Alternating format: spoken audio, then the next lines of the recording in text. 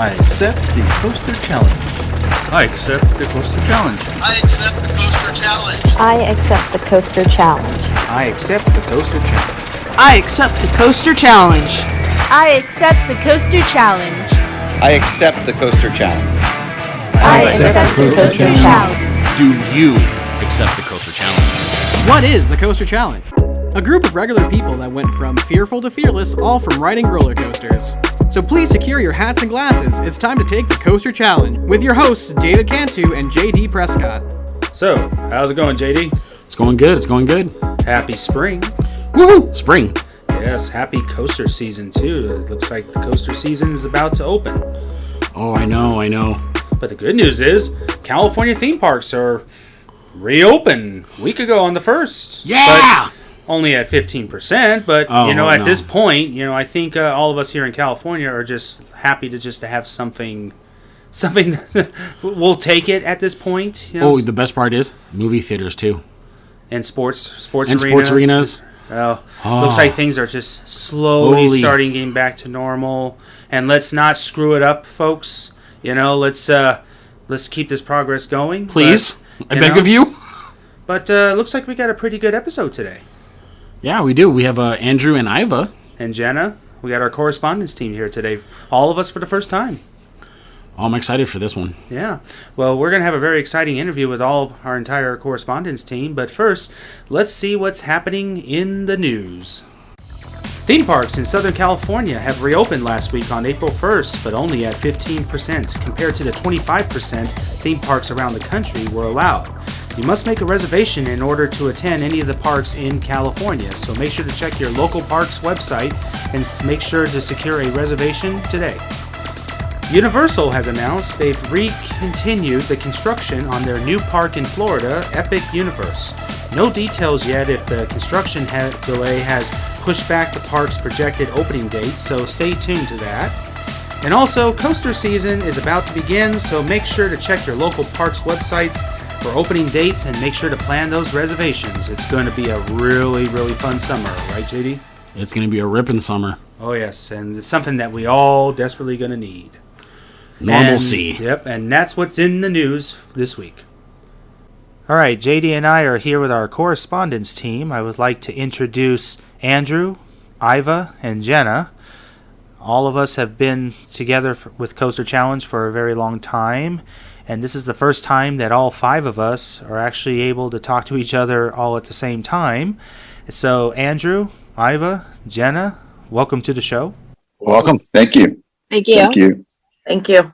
Okay, guys, let's start off with Ivah. Ivah, why don't you tell us a little bit about yourself and why did you join Coaster Challenge? So I became an enthusiast actually since I was little. My dad is the reason why I love riding roller coasters, and his theory was if you're tall enough to ride, you're getting on it. So my first big roller coaster was Mean Streak at Cedar Point when it was open. That was back in '91. And I remember getting off of it and my mom saying I looked at white as a sheet, but guess what? I still went back on those coasters and I have ever since. Wow, Mean Streak. I never even got a chance to experience that coaster before. When I went to Cedar Point for the first time, they were building Steel Vengeance. And it was really sad to see the coaster all dismantled and was taken apart. But I wish I could have gotten a chance to experience that when I visited Cedar Point for the first time. So, Andrew, tell us a little bit about yourself. Yeah, so I grew up on the East Coast, and my parents, like a lot of East Coast people, took me down to Disney World and, for vacations and spring break. And apparently my first coaster in my life was when I was 4 years old, riding Space Mountain. And, shortly after it had opened to the public there in the 70s. It would have been 77 when I rode it. And apparently, I don't remember it at all, but I was frightened, really frightened, again, 4-year-old being on a coaster. And over the years, going back to Disney World, going to other parks, Great Adventure was my home park, living in northern New Jersey. But, I'd go and just ride, the Mine Train and, the smaller stuff. Rolling Thunder was their dueling wooden coaster, or racing wooden coaster, I should say. But I wasn't an enthusiast then. Became an enthusiast when peer pressure set in. This would have been around 1992 or so. We did a senior day for my high school class at Great Adventure. And one of the first rides of the day, it was literally the first ride of the day. My friends drugged me onto Great American Scream Machine, which is the Arrow Mega Looper they used to have there. So my first, looping coaster was that one, and I think it had like 6 or 7 inversions. And going from having that fear of not wanting to go on it, being afraid to go on it, getting on it, conquering my fears, and also just the great forces of the ride, enjoying it, and just like no other coaster I'd ever been on. I basically became an enthusiast right after that. And so we get off the ride. My friends were asking me how I liked it, and I said, "Where are the other looping coasters? Take me on all of them in the park." So I had a great first time on all the big rides there. I was like 17 years old. So That's amazing. Jenna, tell us a little bit about you. So living in Southern California, my family would always take us to Disneyland. My one ride I hated was Space Mountain, and so we took a family trip out to Disney World, and we went on Space Mountain out in Disney World. In Space Mountain's Disney World, it was the single rider, so you had a person in front, person in middle, person in back. When we came back to California, and I went on Space Mountain here in California, I wasn't afraid as much of going on the roller coaster as I was. Yeah, I don't think Space Mountain has changed at all in Orlando. Nope, it is not.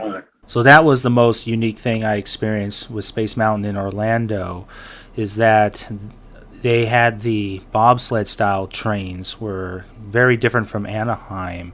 And if I'm correct, I believe there were 2 trains it was like pretty much dueling.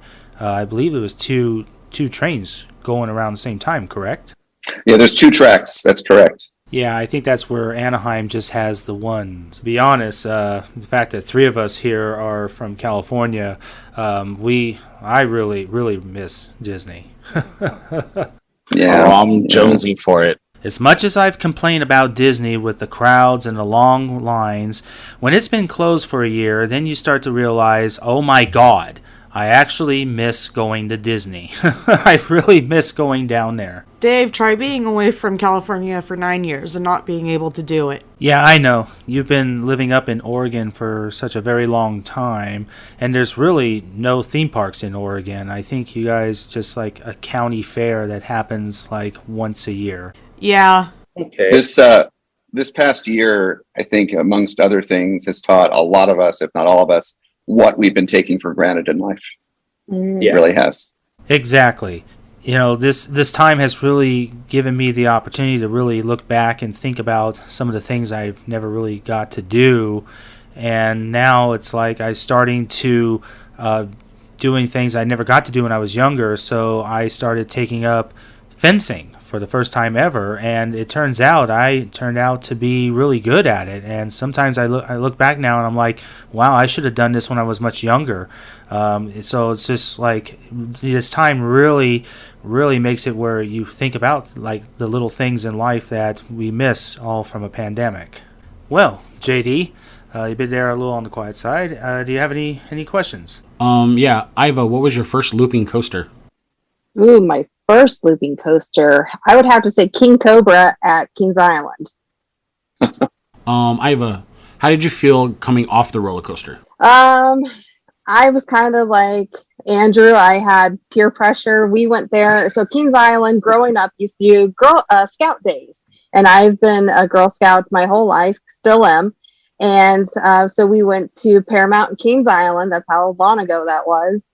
And a lot of the girls wanted to go on King Cobra, and of course, I had to go with them because I didn't want to be that wuss that chickened out on it. So yeah, I loved it, and I miss it actually. I'd rather ride King Cobra than Mantis when it was still at Cedar Point. So yeah, I didn't get to experience Mantis, but I did get to experience Rougarou, which was the conversion from the stand-up coaster to the floorless coaster. And I will say that was a real headbanger, but most floorless coasters that I've experienced have always been headbangers with me. Yes, so is Vortex at Carowinds. I can't stand Vortex. So let's start with Jenna. Jenna, what was the? I know you've told me some stories in the past. What is the one coaster that scared you the most? So my friends had taken me to Magic Mountain. The one friend had a dad that worked for the city of Burbank. They had gotten a day pass. They had taken me on X when it first opened up. The ride was having issues or kept breaking down, or they were running just 2 cars. I don't know. But they were like, oh, the ride's broken. Wasn't broken. They still made me go on it. There was 4 of us. The first 2 went on. They rode it. Then me and the other one went on. When the first 2 came off, they were waiting for us at the exit gate. When I came through, the one came up, gave the thumbs up or thumbs down, pointed at me.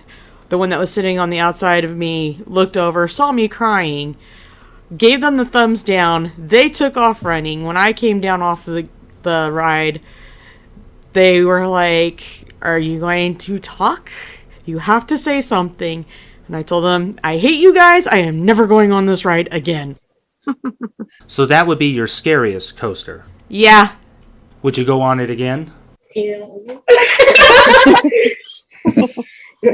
So my boyfriend Mike keeps threatening to take me back on it, and I keep telling him, nope, not doing it at all. Do you accept the Coaster Challenge? It's not that I'm afraid of it, it's just I don't like it at all. That's the difference. Yeah, I think for us coaster enthusiasts, we ride every coaster, but there are a few coasters out there that once you ride them, it's like one and done. Right. It's like the worst coaster that I've experienced so far from the ones I've been on around the country is Kitty Hawk over at Carowinds. That was one of the worst coasters I've ever experienced. It was really a huge headbanger. By the time I got off that ride, I had such a really bad headache, and I was like, one and done. I will never ride this coaster ever again. Right. I've been on Desperado at the state line. That's fun. They had Desperado at the state line between California and Nevada, and I went on that by myself. It hikes you up. You get to look out on both sides, and then it drops you. And I was 13, and nobody would go on it with me. So when they brought Goliath here to Valencia, going on it was no problem. But you got to ride the original X. Yeah. And now it's X2, and Andrew, I believe X2 is one of your favorite coasters? Yes, X and X2. So I was one of the first to ride the original X back in, God, it would have been, I think, early 2002. Yeah, they missed the 2001 opening, but I rode it in early 2002 as one of the season pass holder access days, early access days. Went with a buddy of mine, another coaster enthusiast, and that was with the original trains and all that, and it was outstanding. I love that ride. I still do. It's one of my favorite coasters, but it also is the coaster that scares me the most. I've ridden on it dozens of times, more than any other coaster, even a new coaster I haven't been on yet. X scares me the most. And I've been on all 3 of the Hour 40 coasters in the world, X, X2, which is now called Ijinika at Fujiku Highlands in Japan, and most recently Dinoconda at China Dinosaurs Park in China, of course, hence the name. And again, all these rides scare me because they're all pretty much the same ride.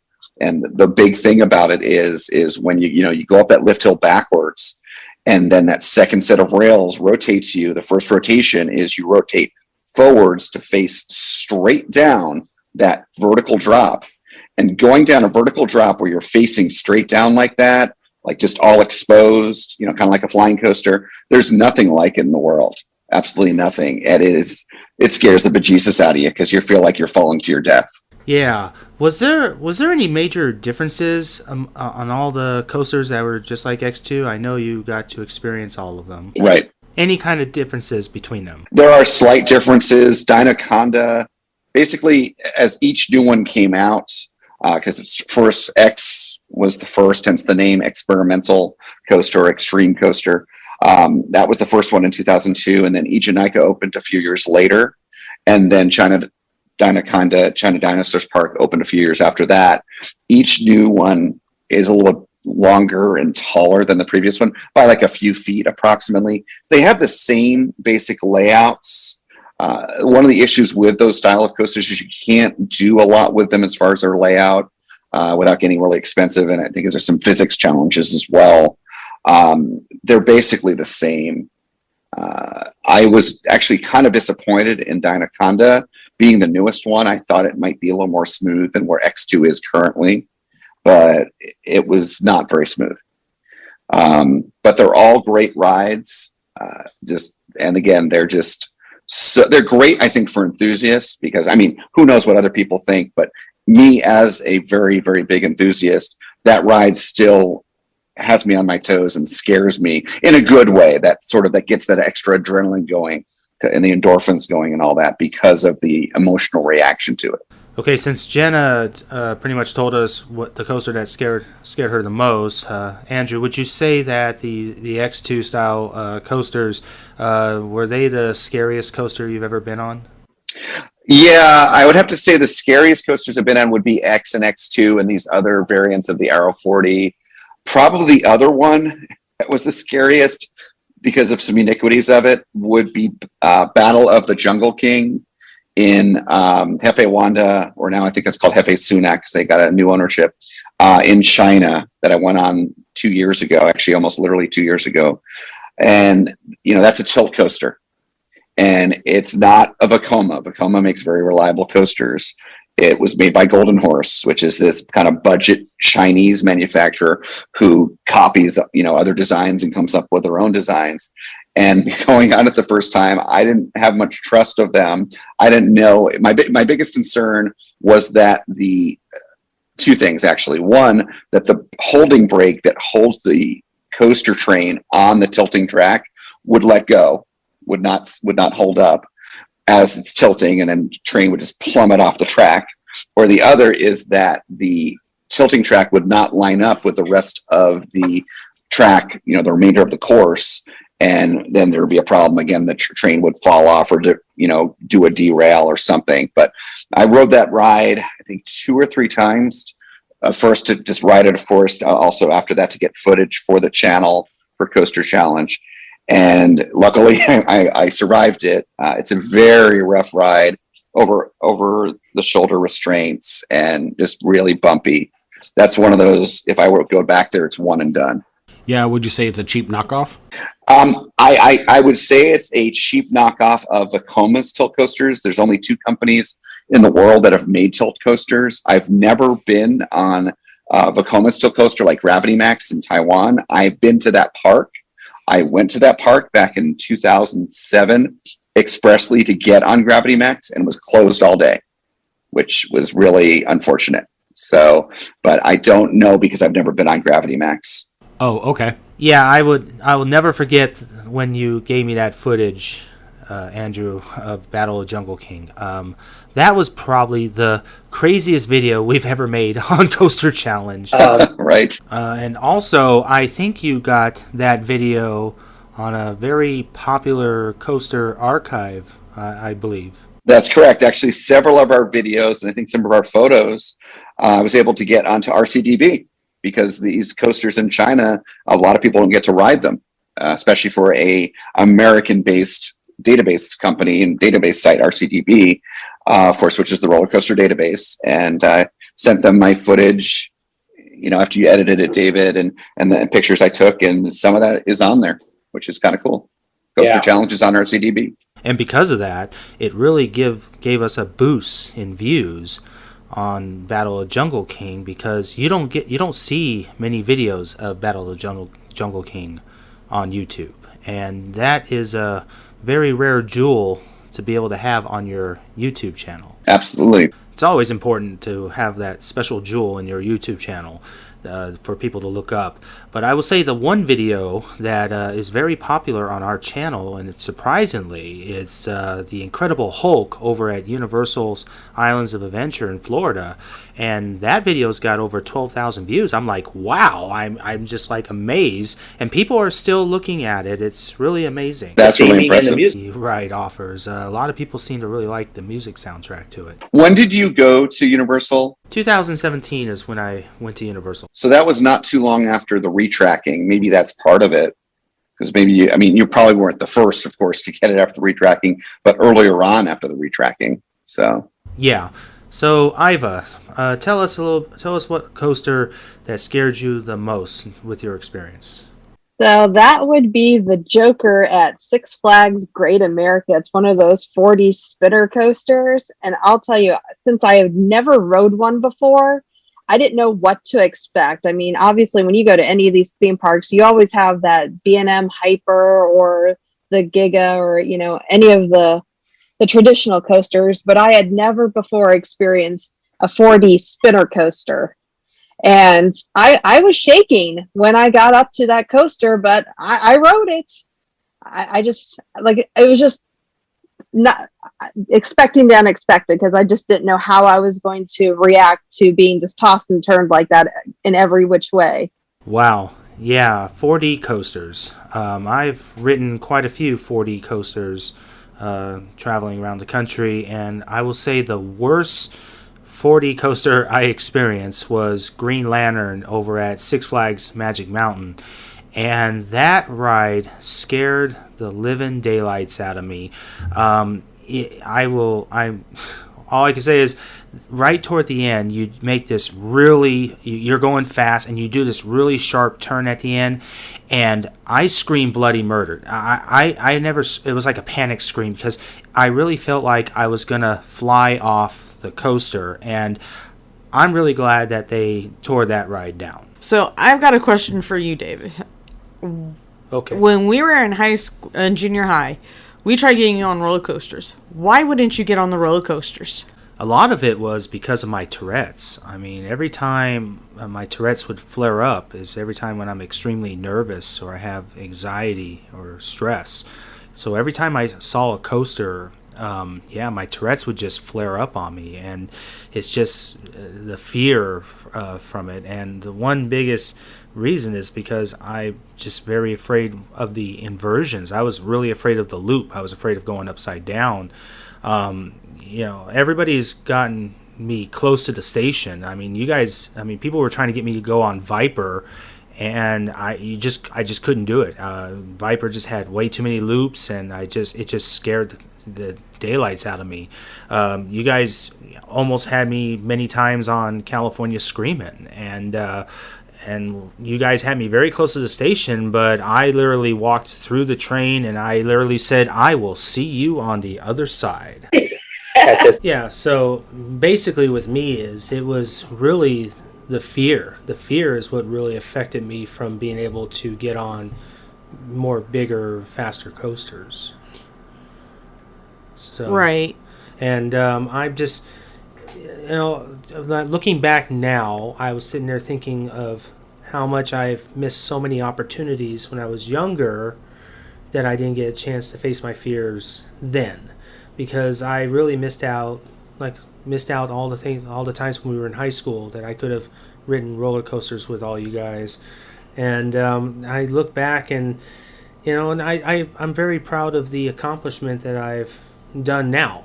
Being able to face my fears and just being able to get on these, and not just the fact that they're very helpful, but they really have changed my life in so many ways. It's just really amazing.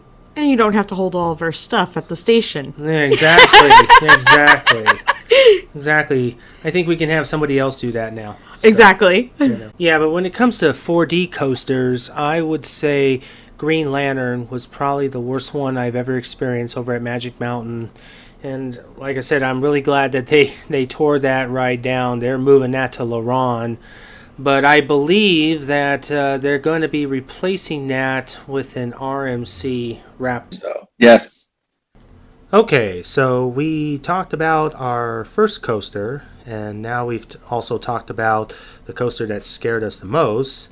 Let's talk about a coaster time or crazy time on a coaster. JD, any crazy moments on a coaster? Yeah, back in 1998, we were riding Goliath. The person sitting behind me, we were hitting the Helix, and they decided to throw up halfway through. Okay. JD, did any of it get on you? No, luckily I was in front. They were behind me. Okay, good. Yeah, David has a similar story from actually right next door there at Magic Mountain, the neighboring coaster. Oh, right. Yeah. Oh, Right? Oh, yes. My God. What neighboring coaster are you referring to, Andrew? Refresh. Which coaster am I referring to? I'm referring to Twisted Colossus. Oh, yeah. Oh, yeah. I had a very unique situation that happened to me on Twisted Colossus that I've never seen ever happen at a theme park. It got around social media in general because a lot of coaster enthusiasts were actually on that ride that day. So we get in the station and we go to head toward the lift hill. Now, when you go toward the lift hill, you go under this bridge where people exit. Well, as we were going through, we heard it looked like water was leaking down the bridge. So we thought, oh, somebody must have spilled, water or something, and it's coming down. No, it was a guy literally standing there and was peeing on everybody, and literally peed on all of us. I literally turned my head and saw him fully exposed down there, and he just peed on all of us, and it hit all of us, and we were stuck on the ride. So instead of screaming for joy, you can hear everybody on the train just cussing through the inversions. We're just like angry as hell, and that was an interesting experience. You would hear people screaming. No, people were yelling and cussing during the first half of the ride. And but Magic Mountain's security team and everybody was all there immediately, right when we got back to the station. But they had to clean us up. I mean, it was just a horrible experience. But Six Flags really jumped on it. They caught the guy and they arrested him, banned him from the park forever. But that is one memory I'll never forget. Getting peed on a roller coaster. That was just gross. I'm sorry. Yeah. What about you, Ivah? Okay, mine wasn't that bad. Okay. I don't know if anyone has had a chance to visit Kentucky Kingdom before. Great little park, and as you guys all have heard the huge announcement just recently attained by Hershend Entertainment. We were there 2 years ago, and we were getting on Lightning Run, which is a wonderful little coaster, lots of airtime, and it's very underrated. So we're actually waiting for the train, and the train in front of us is loading up and everything. Well, there's this guy trying to get himself, secured into the ride, and the lap restraints on it is very similar to the RMC lap restraints. Give you guys kind of a little bit of a picture here. And the lap restraint would not go down on this guy's lap. So he's like, well, hold on a sec. Let me take care of this. He stands up in the seat and starts to pull off clothing, layers of clothing. He started taking off a hoodie, and next thing I know, he's got his pants coming off, and he's got his swim shorts underneath. And eventually he did fit, but we just had to strip down a couple extra layers for him to actually be able to securely get strapped in. Oh my gosh. Wow. Is there a water park attached to that? Yes, their water park is included with the theme park admission. That explains a lot. It's like actually right in the middle. It's the water park's right in front of T3. Huh. Okay. Wow, I've never heard of that. I mean, I've heard of people do like almost. There was a story. I don't know if you guys have all seen it, but I think it was years ago. There was a special, it was like a naked mile, but everybody was nude on a coaster. And I think there was a name for it, but I remember, I don't know what park hosted that, but it was the most insane. Like everybody was on the train naked. And I was like, what the heck? I've never seen that before. but you'll have to Google it. But I remember it was a story years ago, and I don't know what park. I'll have to definitely research that. But that was the most interesting thing I ever saw as well. And just think that was before COVID and all the sanitation procedures started. Yeah. Right. So, how about you, Andrew? Yeah. So here's a good one for you. So I went to Discovery Kingdom in Vallejo up there in Northern California. I'd been there years ago. This is actually, I think I went there before it even was renamed to Discovery Kingdom, right after Six Flags bought it. And this is back in like the 1998 to 2000 time frame. And you guys may ring a bell for you, although it's been a while now. So I think it was the summer of '99. And just in case you're wondering, I did not experience this, but it leads into my story. In the summer of '99, it gets really hot up there.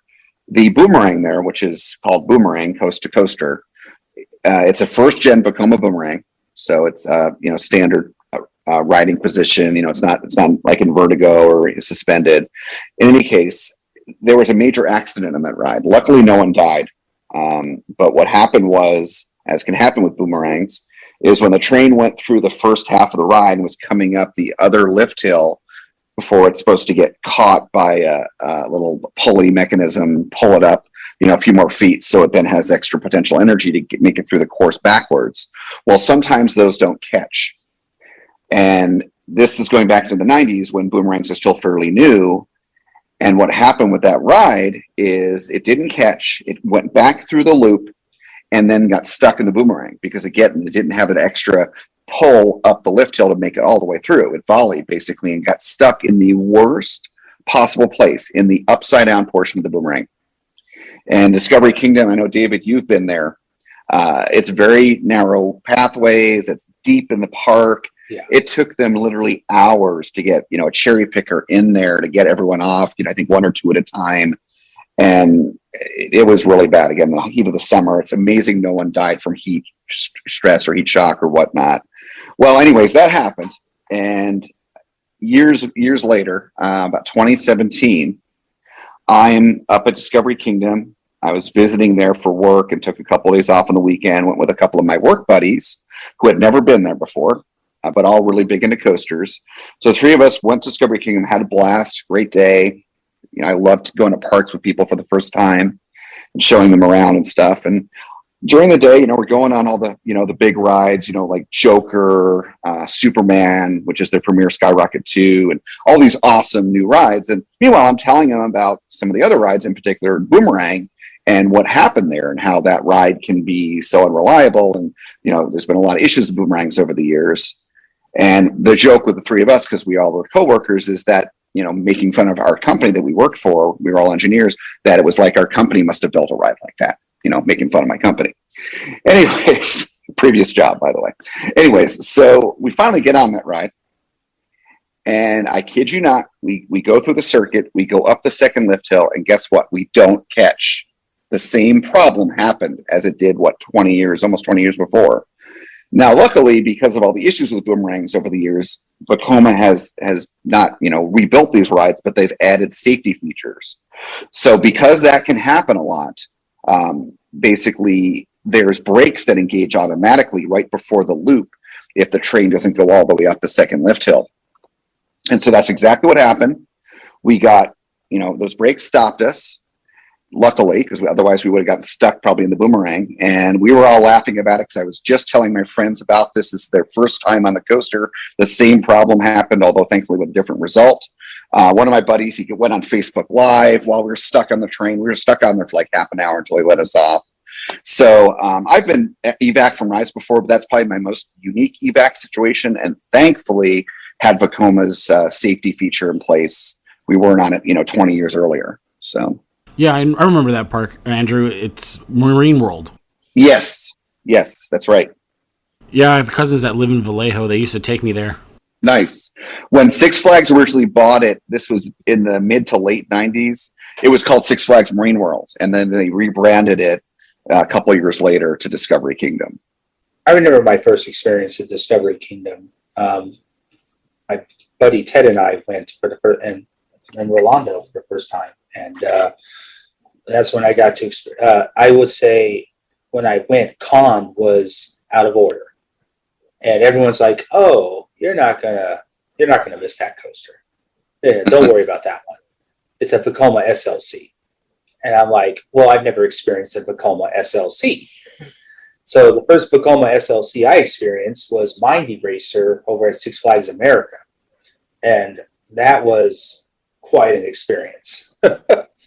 But yeah, I say, you guys, we've all had some pretty crazy experiences, but I've got to say, it has changed all of us in a more stronger way on some of the craziest things we experience. I've actually never been stuck on a roller coaster. Oh yeah, yeah. I would say, well, no, JD. We technically did get stuck on a ride. We got stuck on the Cars ride. Yeah, because some idiot broke his arm. Yeah, I don't know what happened. Some guy, I guess, had his arm out and it got caught and he broke his arm, because when we got off the ride finally, they had medical teams and security escorting him, and he was all bandaged up. His whole arm was all wrapped up in a sling. And but we were stuck inside the dark part of Cars ride at night, right after the tractor, the big tractor goes after you. And maybe it was a saving grace that day, because it was hot. It was like 105 degrees that day in Anaheim, and we were stuck. And I looked at JD and his daughter, my goddaughter, and I said, you know what, guys, it's a good thing we're stuck in here. We're stuck in an air-conditioned building. Right. So we're not roasting like what Andrew just experienced, over at Discovery Kingdom. So there's I think I got stuck on Haunted Mansion one time. I don't really consider being stuck on Haunted Mansion, because you're always getting stopped for one reason or another, whether they're loading a handicapped person or getting somebody off of it. And the same goes with Pirates. I mean, the boats get backed up because they're trying to get people on, they're trying to get people off, and if they're handicapped, that slows it down too. Good point. I will say, I think the one thing what would be the one thing you guys would like to experience? Like, I'll give you an example. I think the one thing I want to experience is a rollback on Top Thrill Dragster at Cedar Point. I almost got to experience it. The train, when I went back in 2018, the train in front of me got to have the rollback, but when I got on the next train, we didn't get it. So I was really disappointed. Ivah, you said you experienced a rollback? No, I said I'd like to. I have never experienced a rollback, but I'd like to. That's on my bucket me too. list. Me too. I'd love to experience that. Yeah. Any other experiences out there, guys? Andrew? This is not in the same category because it's a really cool experience, but it was one of those where we didn't plan it. A few of us were at Disneyland, and gosh, this was probably about 2017 or so, and it was at night, and we decided just by chance to go on Big Thunder Mountain. And it just turned out then, while we were on the train on the ride, it just turns out that when we were on the ride, because we're on at night, we timed it just right. We did not do this on purpose. We were riding Big Thunder while the fireworks are going off. And if you think about it, Big Thunder, it's got that mine theme to it. You literally have explosions going on in the final tunnel and the final lift hill. But we were hearing these explosions throughout the ride, which perfectly fit the theme of the ride. And it was actually really amazing. I would encourage anyone, well, at least not right now, even at Magic Kingdom, because they're not doing fireworks, although they're getting ready for them again. But once the fireworks are back and Disneyland's reopened, for example, if you can time it, and it's tricky to time it, of course, because that ride's only a couple minutes long, but if you can time it to be on Big Thunder Mountain while the fireworks are going off, do it. It's really cool. Yeah, definitely. I'm going to put that down on my bucket list of things to do. Ivah, how about you? It's not something that happened like while I was on a ride, but I was lucky enough to do a photo shoot for Steel Vengeance the year that it opened. The park put out a thing on social media like, hey, we're looking for volunteers and all that. So I was up at Cedar Point like 2 hours before the park opened, and I got to consecutively ride Steel Vengeance like 7 times in a row. And then that photo that was used that day was all over social media, and I was on a McDonald's cup. So I actually have a McDonald's cup with Steel Vengeance, and I can see where I am on the train. Wow. Nice. Yeah. That's cool. That's pretty neat. Yeah. Yeah. And they still use my photo too. How about you, JD? I really want to cross off my bucket list is riding Tron. Oh, really? Yes, I really want to ride Tron. So I know this is an audio podcast, but raise your hand, and for our of us aren't even on video, but raise your hand if you've been on Tron. I know I'm sorry, I'm not usually a braggy person, but I've been on Tron. And JD, do you ride motorcycles? No. Okay, because I used to ride. I kind of retired from it because it's just so dangerous with the other drivers on the road. But I love motorcycles, and I used to mainly ride sport bikes. And so Tron, I love the Tron movie, especially Tron Legacy. That ride is incredible. You can see we have some coverage of that ride on our channel, right, David? We have I think the overview video. We talk about it. Yeah. I wasn't able to get a good video on it because it's so dark inside the inside portion, which is most of the ride. But any case, the ride is amazing. It is hands down, because I've been to all the Disney parks in the world. It is the best Disney coaster on the planet, and we are so lucky to be getting it here at Magic Kingdom in the next year or two when they finally open it. And I'm so glad it's right here in Florida, my home Disney park. What that ride is, and there's other examples of coasters like this.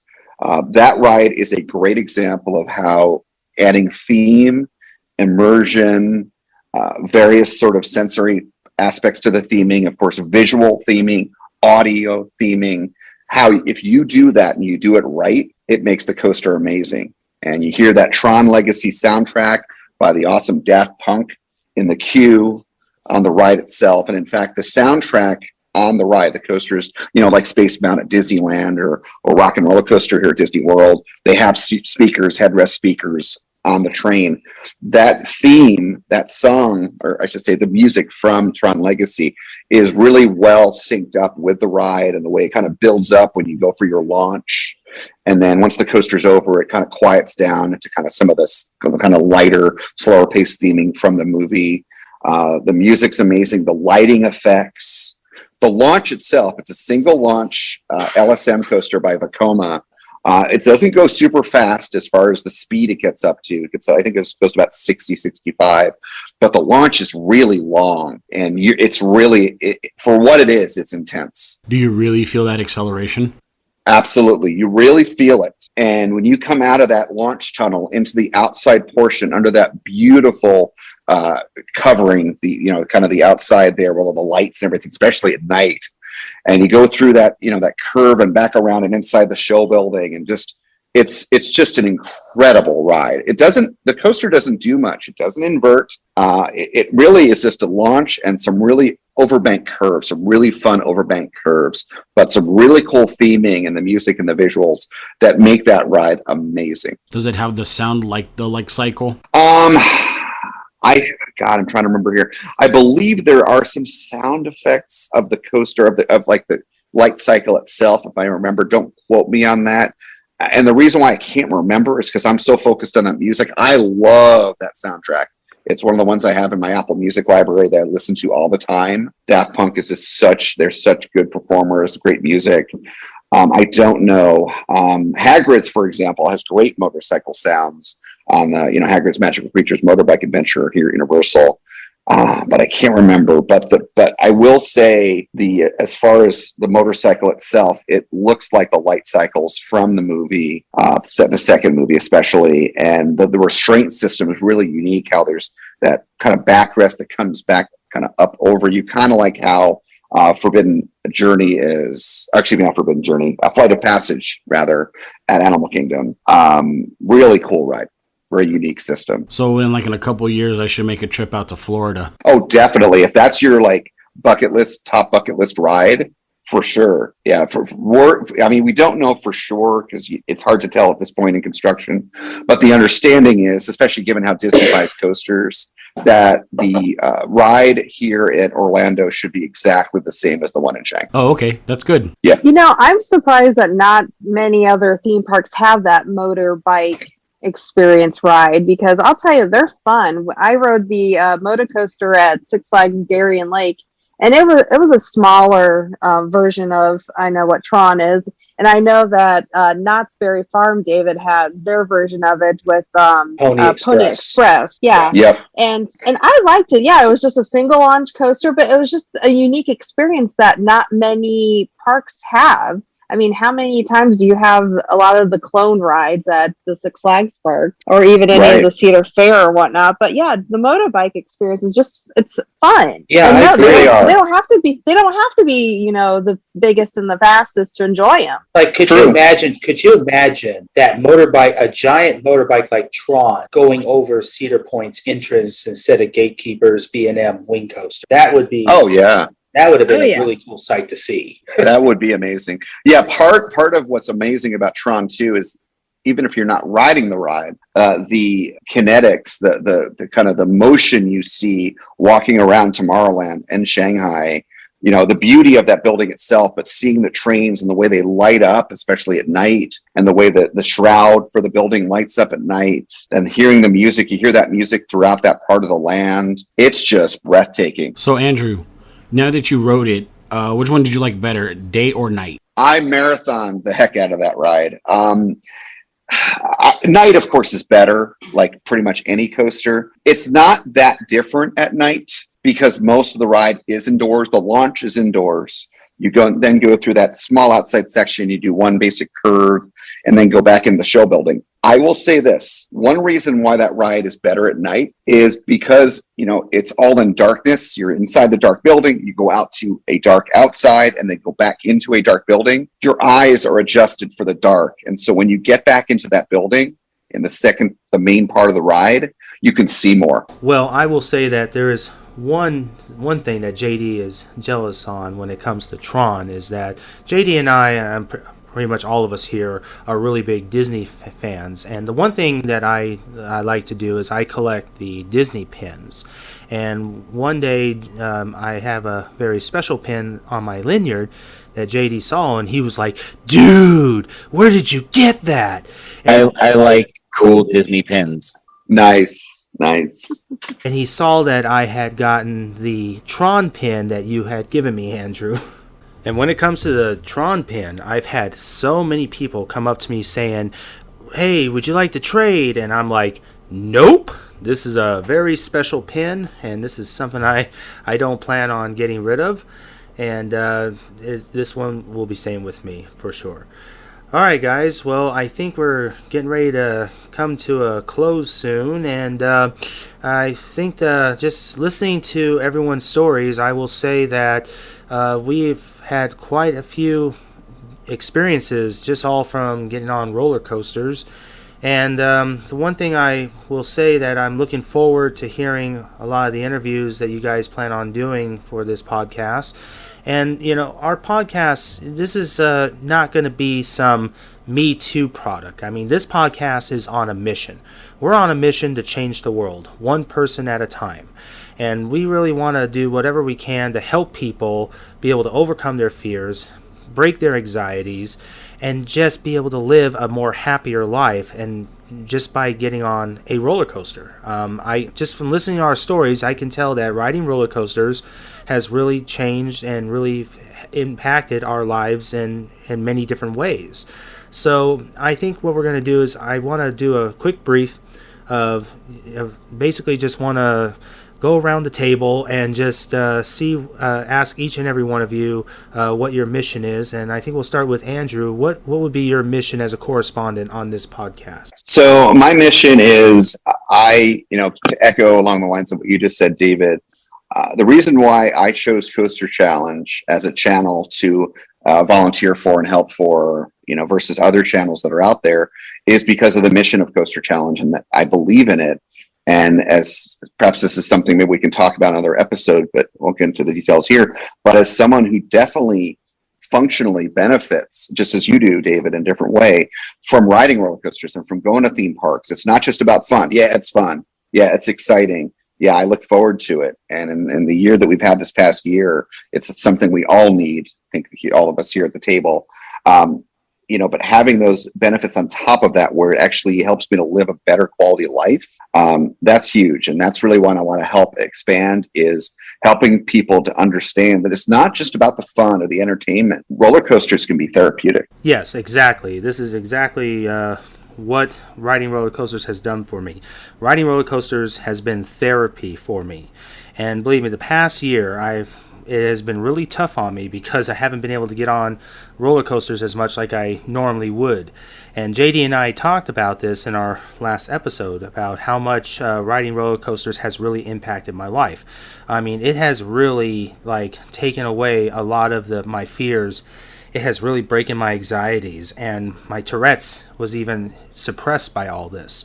And it's just really done amazing things in my life, and I'm been on this mission to try to help others, because if it can happen to me, then I know it can happen to other people as well. Thinking about this, it's kind of like doing the metaphysics thing, where you scream to release some of the negative energies to bring in positive energies. So being on the roller coasters, you're just screaming to be screaming, and then you come off of it and you have a better energy level. Exactly. How about you, Ivah? I'm going to say be the wild one and live life to the fullest, because, we've all said, roller coasters are fun, but you know what? We've all formed a family, and you meet so many wonderful people when you're at the parks that, create lifelong memories and connections. I mean, I've never met Andrew, but I feel a connection with him.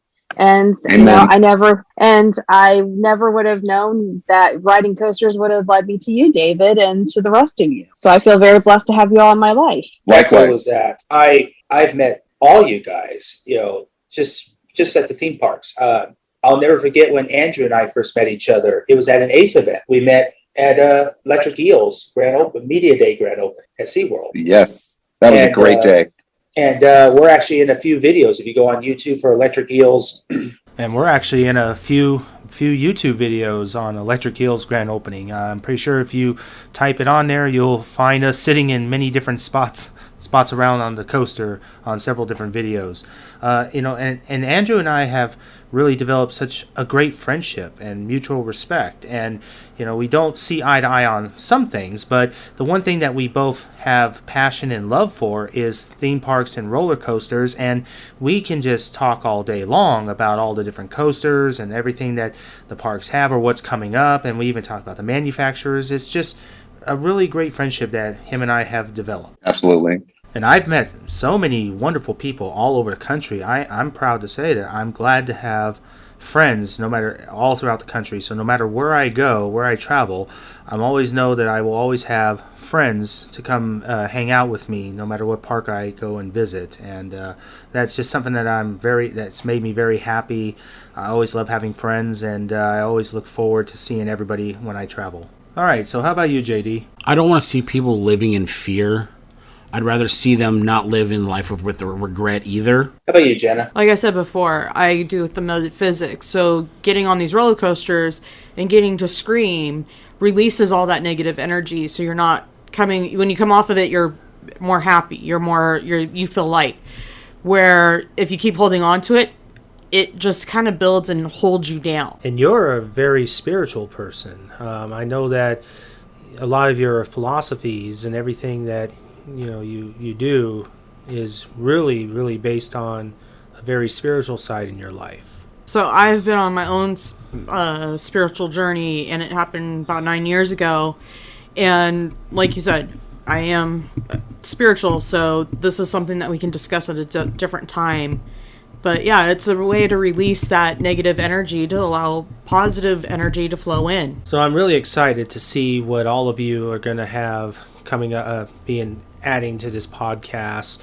I'm looking forward to seeing some of the interviews, people you'll be interviewing. A lot of the episodes in this podcast are going to be really dedicated to all of you, dedicating on interviewing whoever you're going to bring to the table. And I'm really excited about it, and looking forward to seeing when we go and we look back in 5 years and we're going to be like, we did that, we said that. Oh my God! I can't believe we said that. It's always like that when you start something new, like a YouTube channel or a podcast, or if you do something, you go back to old school tapes when you were a kid, and you're like, "I did that. I wore that," you know. But anyway, guys.